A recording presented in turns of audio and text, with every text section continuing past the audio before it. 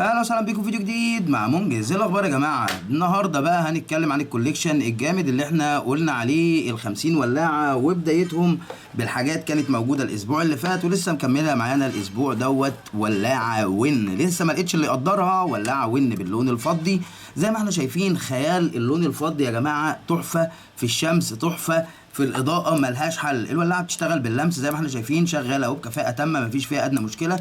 والنهارده هنتعرف مع بعض على طريقه الملو بتاعتها. طريقه الملو بتاعتها سهله جدا، ممكن تجيب مفك، ممكن تجيب مقص، ممكن تجيب اي اداه رفيعه عندك تستخدمها. كان في مفك جنب هنا يا يوسف، كان في مفك انا جبته جنب هنا.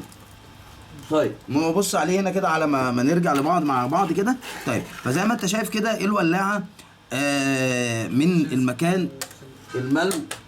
لا ده سكينه ايه يا ابني؟ في مفك والله. ثواني يا جماعه خليكم معانا في الفيديو نشوف المفك راح فين. المفك كان هنا يا معلم.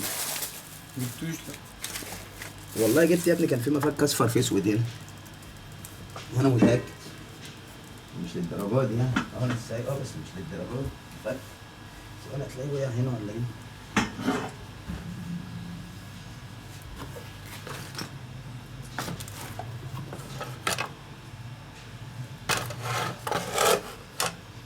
طب انا كان اوقف الفيديو ده؟ لا عادي، وقفه مش مشكله عادي.